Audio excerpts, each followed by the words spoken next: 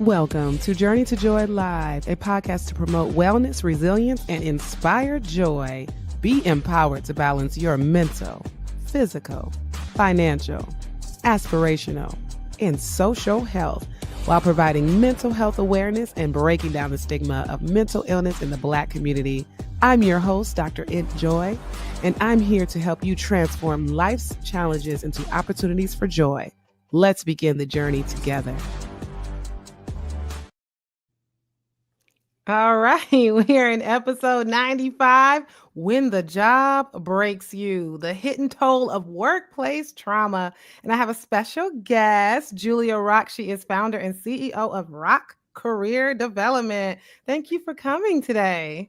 Thank you so much. I'm excited to be here. I feel like, when did we meet? Was it A on couple Threads? months ago, Yeah, I was like, it was Threads or LinkedIn or one of those, but it I'm was excited. LinkedIn. I tell people LinkedIn is the place to be, y'all, but I'm It's excited to be here. great. Thank you for having me. Yes, LinkedIn is great for networking. I've been meeting a lot of awesome people and guests, of course. So you want to tell everybody who don't know who you are, what else about you? Absolutely. So I'm Julia Rock, founder and CEO at Rock Career Development.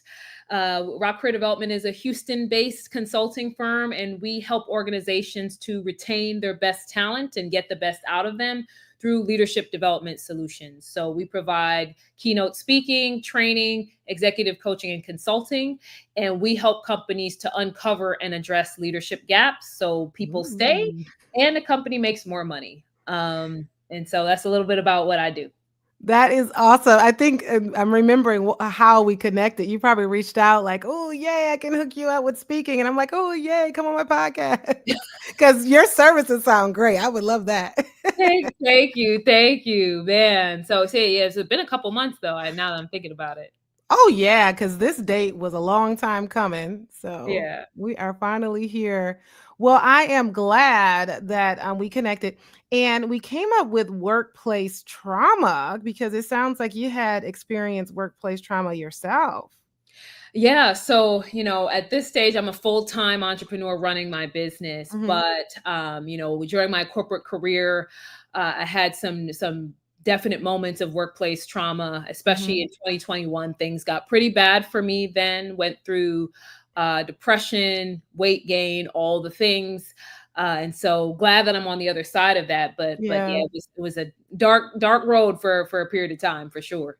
Yeah, I can only imagine. I mean, burnouts, we dealing with, and sometimes we're dealing with a lot of just more, balancing different aspects of our life. And then when you throw in trauma at work, it's like, come on. So, that really can lead to stress and, like you said, depression and all kinds of things, especially with weight. So, appreciate you for coming on and helping the audience here try to figure out how to address workplace trauma when they have it. So let's jump right in. What exactly is workplace trauma and how do we know when our job is affecting us more deeply than the day-to-day stress? Because let's be honest, I be I stressful. mean, and that's the thing because you don't want to confuse the daily stress of, oh, I had this going on or I had too Yeah. much work, right? But Hmm. workplace trauma is really about it's an accumulation of harmful experience or hurtful experiences in the workplace.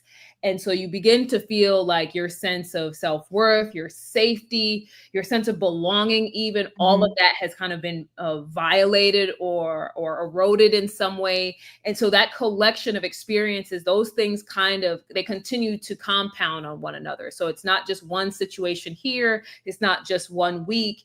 Thinking about my experiences, I went through something over a period of months. Uh, Wow.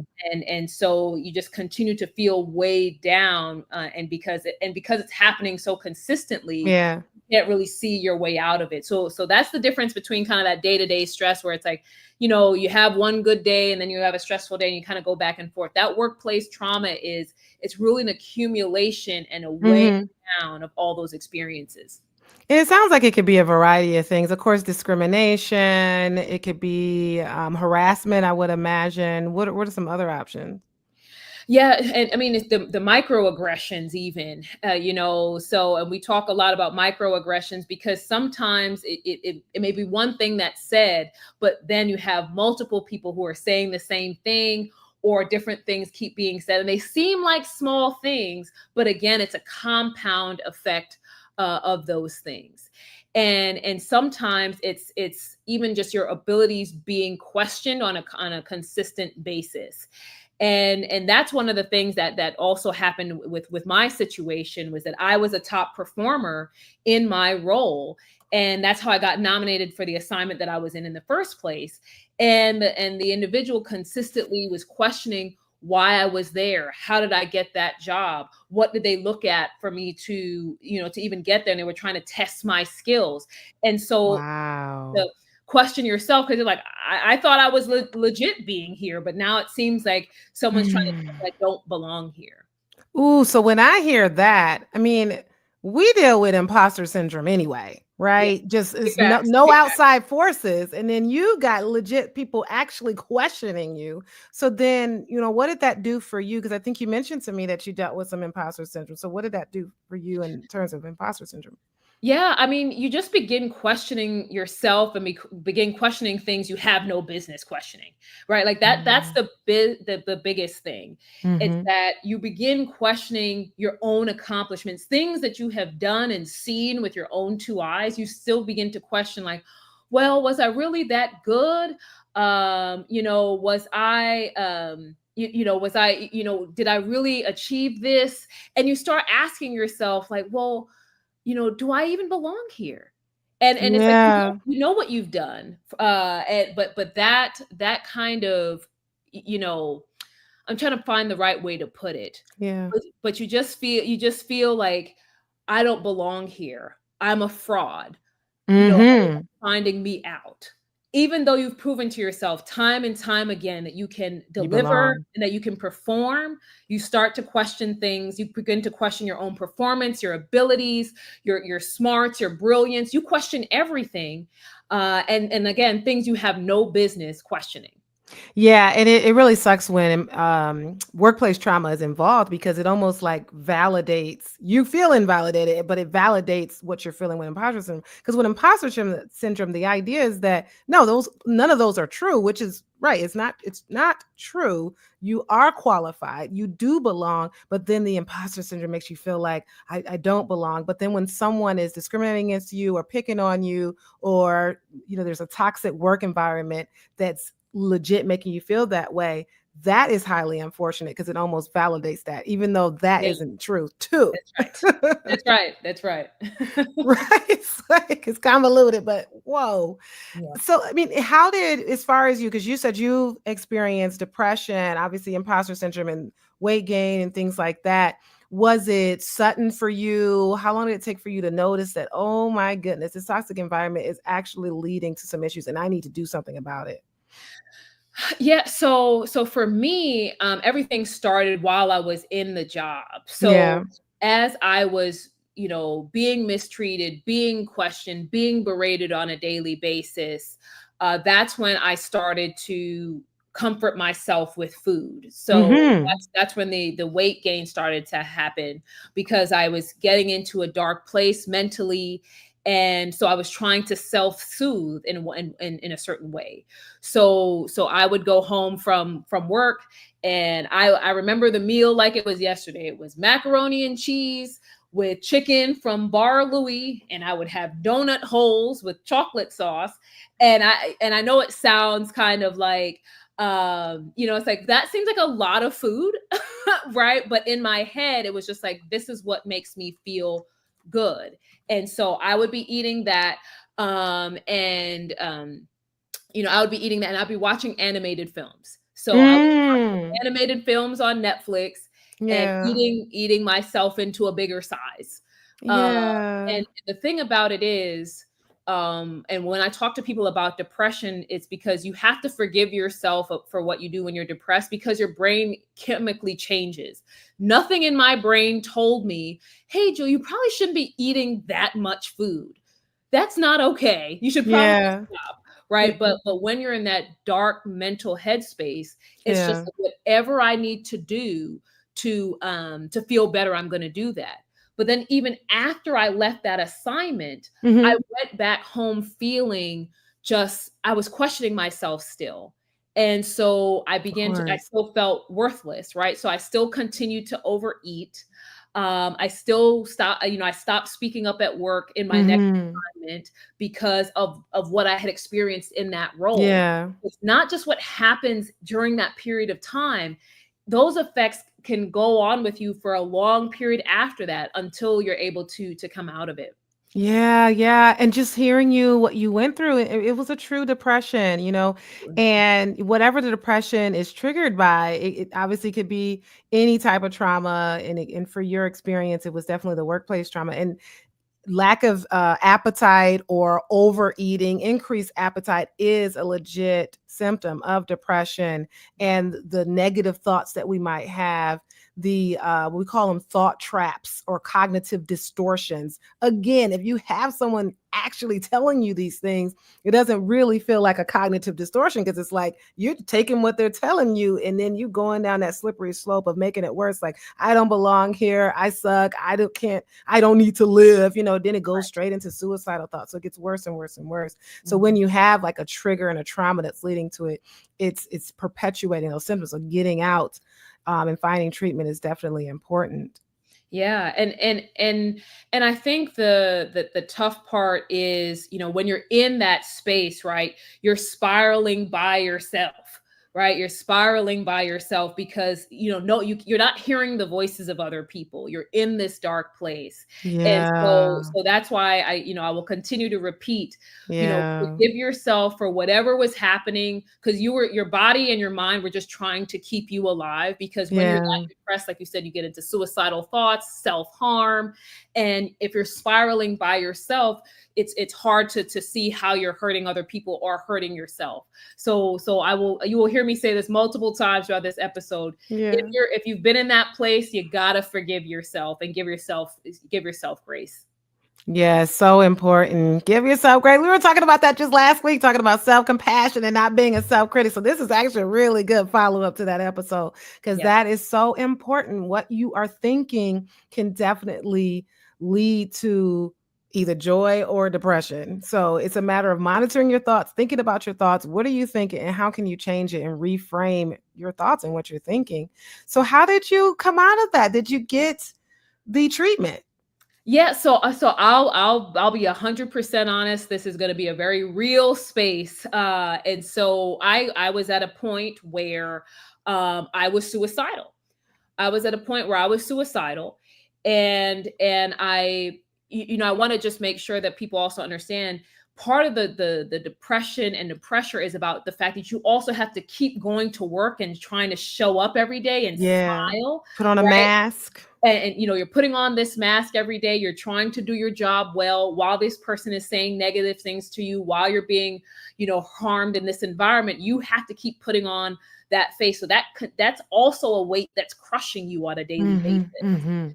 And so when I finally got to the point where I was suicidal, and then I was asking God, I was like, are we gonna end this thing or no? Yeah. And his answer was no, obviously. And so finally I got to the point of, I don't like how I'm feeling, but I'm not going to end it. Oh, But that's a but good I place to be. so I'm just like, okay, Yeah. so now I have to go up from here because I can't stay in this darkness if I'm not gonna end it. And that Right. was really just Good. the space I got to, and I just said, if I can get out of bed tomorrow, that means Mm. I can get out of the bed the next day. And it hurt, Yeah. but if I can keep getting out of bed one day after another, like that was really the turning point for me. And I'll be honest, when it comes to folks who've had suicidal thoughts and things, Mhm. what for me, it was really around looking at my family. I didn't care about Yeah. me being here. It was like, I don't want to harm my family. And so knowing that, that was Yeah. also something that helped me to come out of it. Cause I said, what would my mama and my daddy think? What would my mom and my daddy think? What would this do to them if I decided to leave this planet prematurely? And so getting to that point and hitting that rock bottom, that really was the place of me finally getting out of it. Cause it's like, well, Julie, you're not gonna stay here. If you're not gonna end it, don't stay here. Get out of it. And Exactly. it wasn't an overnight thing, but I said, if I could get out of bed tomorrow, that means I can get out of bed the next day and the day after Next that. day. And it was a long journey back. It was a month's journey back, but I was willing to just keep getting out of bed. Oh, okay, a month. Yeah, Okay. it was months long getting, because once I got out of the assignment, I was still dealing with the depression and and being overweight, but I kept that Right. mindset of, if I can get out of bed tomorrow, Mindset. then I have another day to try to fix this and to try to feel better and to get healthy. And so I just kept trying to find small things that would bring me joy, or small things that I could work on, Oof. because it would give me something to get out of bed for the next day. And so you got to just take it however small you take it, whether it's a minute, whether it's an hour, whether it's just getting out of bed the next day. Take it Wow. in as small of the chunks as you have to. It doesn't have to be, I'm cured, I'm Exactly. Day by day, minute by minute. minute by minute if you have to, just to make sure that, because the world needs you, right? And so so take it as slow as you need to fight your way back. Wow, Julia, you saying all the things, and thank you so much for being so transparent and feeling comfortable as this is a safe space for you to talk about it, because that is what, I try to convey here on this podcast, for us to be able to be transparent about what we deal with, because other people are dealing with it too. And you That's right. said a lot of things, and the key there is that your mindset really can help get you through. And you gave yourself a lot of positive affirmations. The positive affirmations don't have to be super huge. You just literally told yourself some facts that, hey, if I can get up tomorrow, I can get up the next day. If I can get up the next day, I can get up the following day. And you also made a decision. We're talking about Journey to Joy, right? That's what this is, Journey to Joy Live. So I talk about that all the time, that once you choose joy, you choose to enter into that journey. You said, I am not going to take myself out. I'm going to be here, but I also don't want to stay in depression. So that would meant only one direction, which is going in towards joy. So that is very important, that once you make that decision, it doesn't mean overnight. It obviously still took days later. Another thing you said, basically, I want to use the terms protective factors. You mentioned that, well, you really couldn't see yourself much in the future, if I could say it that way, but you worried about your family. If I'm going, what's my family going to do? How are they going to be hurt? That's a protective factor, Yeah. meaning the fact that you have family that's keeping you here, you're not going to take yourself out. So that's Right. really important. Psychiatrists, therapists, all the people, we look for protective factors. This, shows that, okay, this person isn't such a huge high risk of suicide, but it's definitely protective to have that support system. That's why we talk about having a strong support system all the time. But thank you so much for sharing. It's key. You said a lot. Thank you. Yeah, because it used to be hard to talk about, because depression is, taboo. And then, you have this big, sexy job, and people think like, well, what do you have to be depressed about? Right. You Yeah. work, you have all these things going for you. And it's like, and so for a lot of folks who are in that kind of Yeah. high earning, sexy career, sexy job title, for a lot of folks, they may be struggling with this, because like, well, who do I go and talk to? Because all of my friends are going to think I'm being self-centered. All of my friends think Mm. that I'm overreacting. And so for a lot of time, I just held it in. I was so embarrassed about it, because I was like, what are people going to think of me? Julia's so weak. She was depressed and Mm. suicidal, and she had this big job, and then she was ready to just end it because of whatever. And then I had to get over that, because like, first of all, who cares what people think? I mean, Exactly. I don't care. But also, it's about, you're still a human being, no matter what job you have, no matter what degree you have, no matter where you live, no matter, the circumstances you were born under. You are still a human being who has a right to feel what you feel when you feel it. Hmm. And what I also thought about is, my story could empower someone else, For right? sure. If I share my story, could I prevent somebody from taking that step and harming themselves, or ending it, or doing something irreversible? Could my story help someone change their life? And it would be selfish of me to Yeah. keep the story to myself, because I'm Yeah. worried about what some naysayer that I don't even know for real is gonna Right. say. Right? I'm concerned with somebody who doesn't matter. I'm going to prevent myself from sharing a story that could help someone because of that. That's just too small of a thing to hold it back for. Yeah, yeah, and it's always the case that, there's gonna be, that we need to hear, Yeah. the testimony, like that something went wrong, because when we hear that someone's perfect and everything went great, nobody learns from that. So At we all. really want to hear when someone's been through something and how to get out, because we're all going through it. Right. Everybody has some type of stress, or nobody has a perfect life. And that is why platforms like this is important, because it's okay to not be okay, but let's not stay not okay. Let's get okay. Like you said, you made that decision. Yes, yes, because I think that got to a point where we were just doing the full stop, right? It's okay to not be okay, and then we kind of like gave the full stop, and it's like, well, That's it. how long we gonna Be not be not okay. okay? Like, are we gonna come out of it or not? Right. Right? And so and there's nothing wrong with taking the time that you need, but there has to be some sort of forward movement. And like I said, that's the point that I got to. I said is like, every day I'm coming home, or I'm eating the mac and cheese with the chicken and the donut holes, and it's like I don't like how I Yeah. feel. Yeah. I don't like how I look. I said, but I'm like, I'm not going to take the easy way out. So what am I going to do here? And so that's kind of the point that we all have to get to with ourselves. And so I'm Mhm. from Brooklyn. I had a tough conversation with Mm. myself. But some of us have to be gentler with ourselves, whatever you need to do. But you've got to look yourself in the mirror and say, what decision am I going to make today? And, Mhm. and then tomorrow you may have to look yourself in the mirror and have that same conversation, and you may have to have it day after day until you finally are able to make that final decision. And I wanted to go back to something you said about decision making and choosing Mhm. joy. Yeah. Part of the thing with imposter syndrome Mhm. is that sometimes we lack confidence. I don't feel confident. I don't feel like I belong here. But if there's something that I have learned on my journey, is that confidence is not a feeling; it is a decision. Oh, yeah. So if you are going to, if you make the decision today that I'm going to walk into every room knowing I belong here, I'm going to walk into every room knowing that I have the skill set and the expertise and the talent to be here, so Mhm. I'm going to show up in my fullest way. That's a decision that you have the agency to make. So That's I don't great. feel and I don't feel, we're going to put that out of our heads today. Yeah, it's not One about how you feel, it's just decision. changing the way you think, and then how you feel comes later. Absolutely. Because a Absolutely. lot of people get into that mindset with depression, anxiety, whatever it is we're talking about, right? Well, I Mhm. just don't feel like going to exercise. Well, I just don't feel like going to whatever the case may be. And it's kind of like you got to put the cart ahead of the horse and just do the thing. That's what behavioral activation therapy is all about. Making a list, making some tasks, and just doing those tasks whether you feel like it or not. And then eventually you will feel better. So Right. that's I'm glad you circled back on that. Making the decision. Making the decision. Your mind is an extremely powerful thing. And I think that we have to give ourselves more credit mentally, that we are stronger than we think. We have more discipline than we think.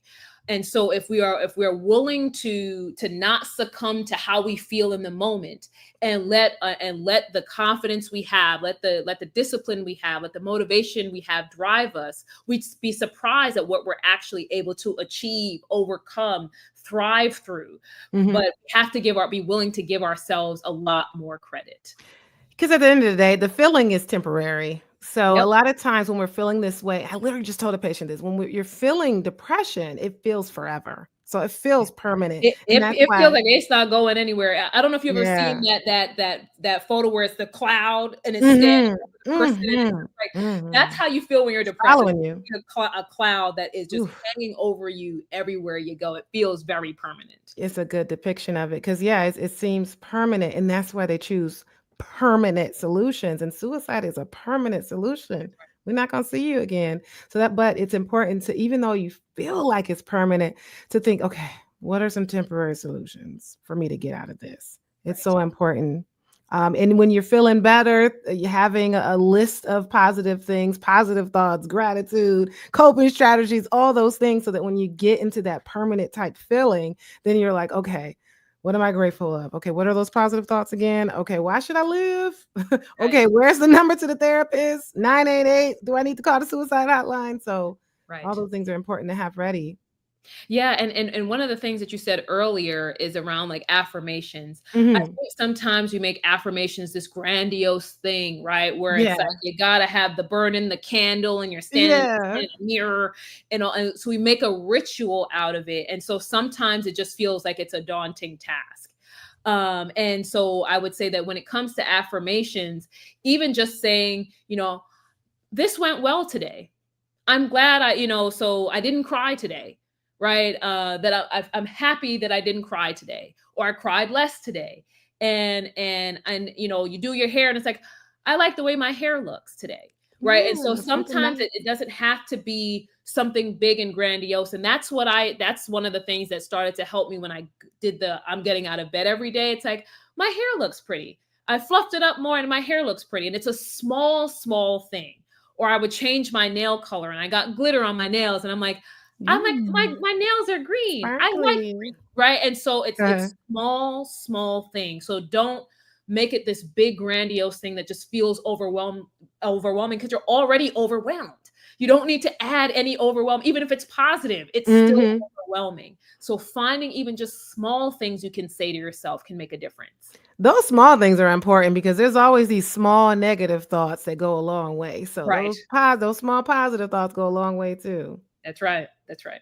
Be gentle with yourself. Yes. Yeah. And you didn't mention alcohol or drugs, but a lot of times you turn to your mac and cheese and donut holes and chicken, but a lot of times people turn to the wine, and then that's the slippery slope because I've had people say, well, the wine's just not cutting it no more. I'm in a bottle a night. Now I'm at 2 bottles a night. Now I'm at some hard liquor. And then that goes into some other things. So definitely those are warning signs that something's not right. If you're increasing your alcohol or drug intake or starting to use drugs or looking for it. Or sex could be another thing. Like all of a sudden you just don't care who it is. You just gonna go out and find somebody just because you want to feel good. So comfort food is one thing, but then there's drugs too, or sex. Yeah. Yeah, and it's and so being able to kind of look at how your behavior is changing, uh, Hmm. and because like I said, I went from just eating normally to like I said, I'm having that kind of stuff. I'm like, there's no Yeah. scenario under which I'm going to be eating donut holes every night of the week. Like, where have we gone wrong? We have lost the plot, right? And so it's those slight and subtle changes in behavior that like you said, it then becomes that slippery slope, you know. Yeah, for sure. So getting back to the workplace trauma, Yes. what if, you leave that toxic job, then you go to the next job, then it's toxic. Then you go to the next job, then it's toxic. At a certain point, is there something that you're doing wrong or is it the job? What's going on with that? Yeah, I think it comes if you're going to multiple jobs back to back, this is a question of what assessment have I done, Mhm. especially after the first incident, before going to get employed somewhere else. Yeah. We also have a role to play in our success and our ability to thrive at work and find psychological safety and the support we need. And before you sign on the dotted line with an organization, it is your job to vet them and vet the environment. Yeah.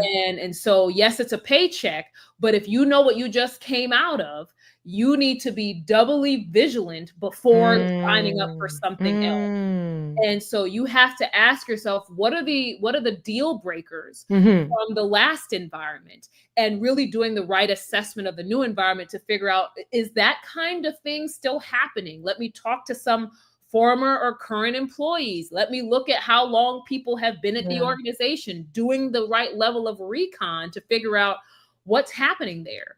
It's also important to figure out what are my personal values and Yes. how do they match with this organization. So we know that DEI is under kind of fire right now, for lack Yeah. of a word. Yeah. And if you know if that's something that's important to you, if you go into an organization that's anti DEI and say, I can't believe it's toxic, I'm so confused, then the question is, well, they told you who they were up front, were you listening? Mm. Right. And so part of it is that going from toxic environment to toxic environment, Yeah. the question is, What work are you doing ahead of time to make sure that history is not repeating itself? Are you taking the time to research, to ask questions, to reconnect and reflect on your personal values and your purpose before signing on the dotted line to join an organization? That's good. And I don't mean my question to sound like blaming the victim or victim No, blame not or at all. anything like that. But what your answer is, yeah. I mean, you got to do the vetting yourself and making sure and knowing your worth and not just accepting some job just because, like you said, it makes money. So not entering into what could potentially be another toxic environment just cause. Right. If you may allow me, I'm gonna say something that may hurt feelings, but the fact is, accountability is something that we could all step a little bit more into, right? No one is coming to save us.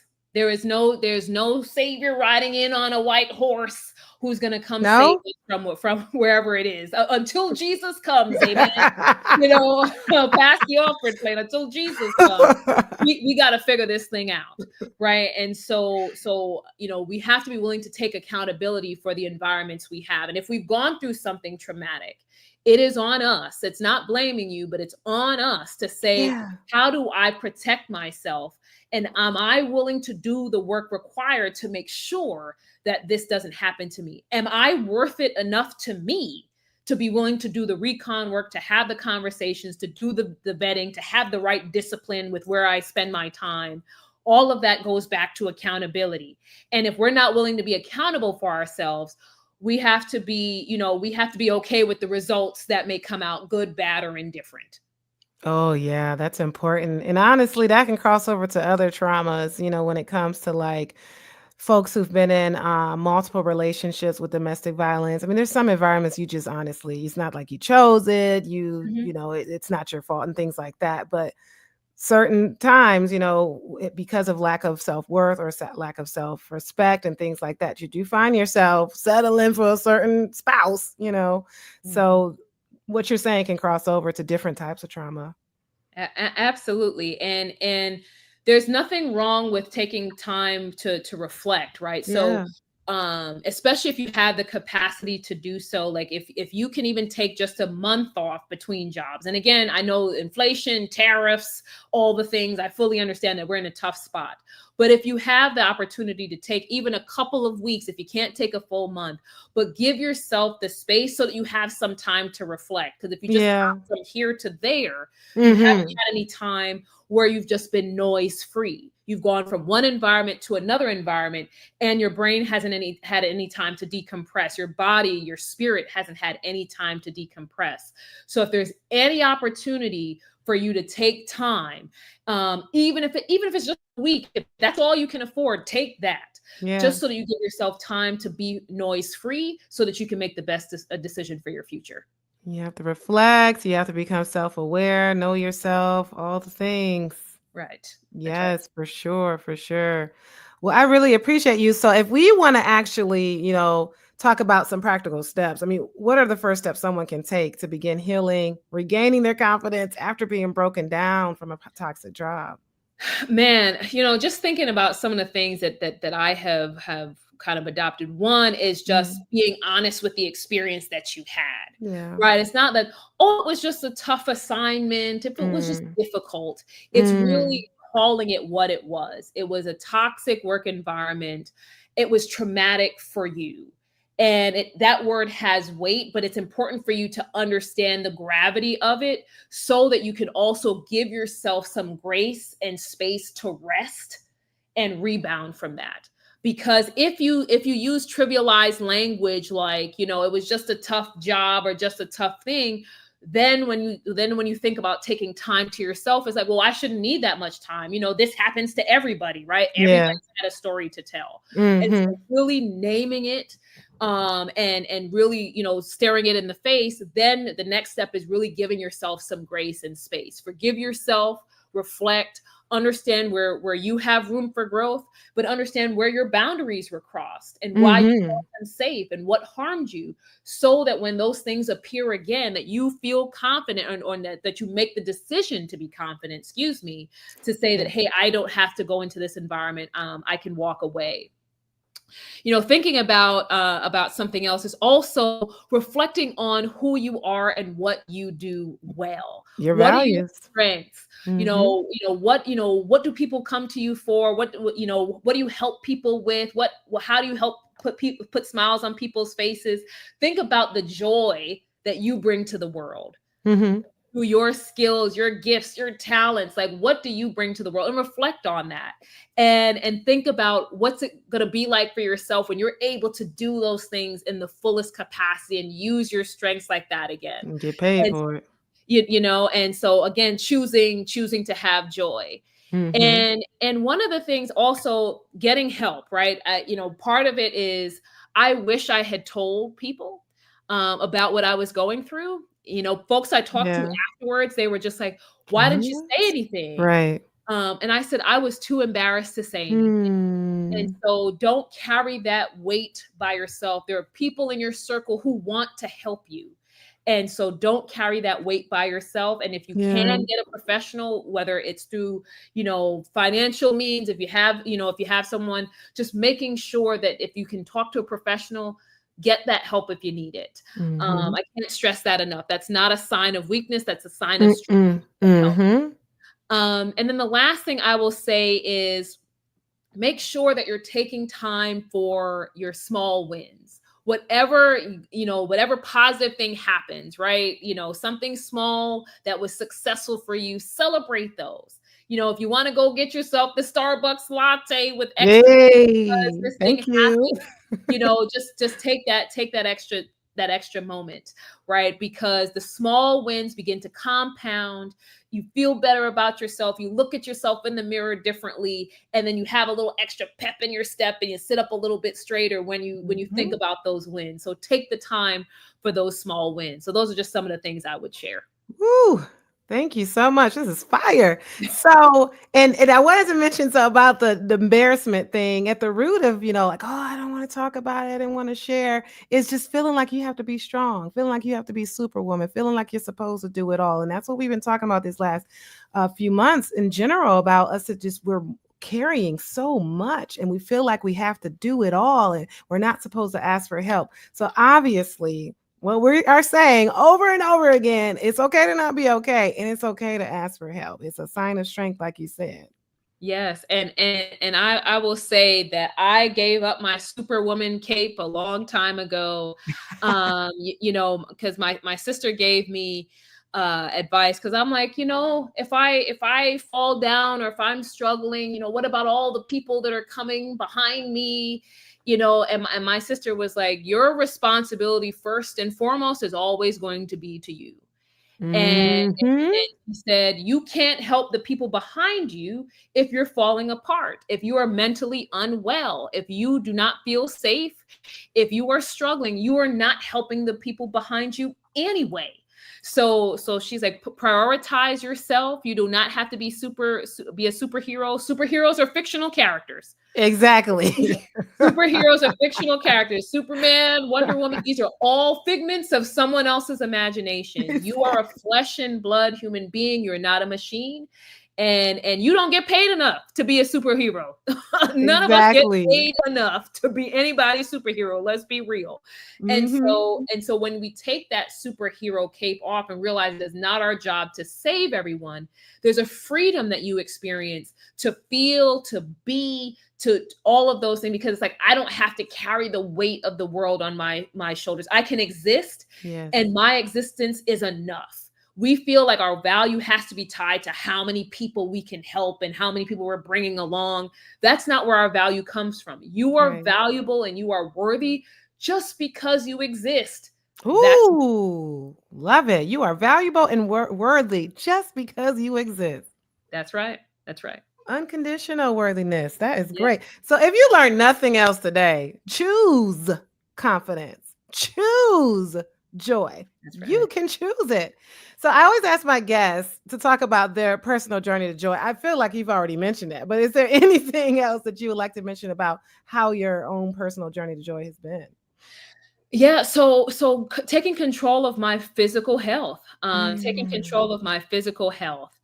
After losing the weight, you feel good in your clothes, but then Yeah. also just being able to feel strong when you lift or when you run or whatever it is so Mhm. that brings me a certain sense of joy. So just taking control of my physical health has made a difference. And the other thing I would say is that prioritizing time with my loved ones. My Yes. corporate career, I had to sacrifice a lot of holidays, a lot of special days, a lot of trips because I had this job.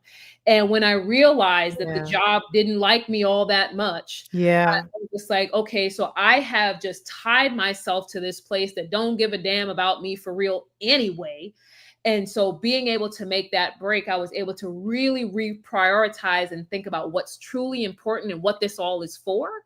And so spending time with my loved ones has really just brought a different sense of joy over the last few years. That's awesome. You're replaceable at work, but you're not replaceable in your family. So it's That's important right. to put the family first. That's right. Yes. That's Well, right. thank you so much. I feel like we can go on and on. You are amazing. Thank you so much for telling us about what you went through because we all have a story and I really appreciate you. And it just shows that, somebody over here is listening. They're just like, okay, let me get the help that I need. That's right. So, I'm in 11 states, so you can come see me if you need a psychiatrist or therapist. Stay tuned for the outro credits, and you'll see that information. You can find Julia. Let's me pull that up. Your website is Julia. No, it is rockcareer.com. That's right. And your handles here, the Julia Rock on Instagram, and you're obviously on LinkedIn as your name, Julia Rock, and you're on YouTube with the same. So thank Yes. I you. try to be consistent so people I don't have to know. search too hard to find me. So I would love to connect with anyone who's listening. Would love to share more about my story. However I can empower you, I'd like to do that. Yes. Thank you so much. I really Thank appreciate you. you. All Thank right. you. Bye bye. This has been an Enjoy Life production. If you're in a crisis, don't hesitate. Call, text, or chat 988 for immediate support. Please note, this podcast is for informational purposes only and is not a substitute for professional treatment. If you're looking for therapy or medication management through Enjoy Life, visit www.drenjoylife.com to request a consultation. I accept Aetna for Georgia residents, and out-of-pocket services are available for others. I'm licensed in Georgia, Florida, Michigan, Tennessee, Maryland, Wisconsin, New Hampshire, Illinois, Virginia, and Minnesota. Be sure to grab your copy of the Enjoyno on Amazon for $39.08 to help you on your wellness journey. And remember, Journey to Joy Live is every Thursday at 7 p.m. Thank you for joining me. And until next time, may you continue to transform challenges into joy.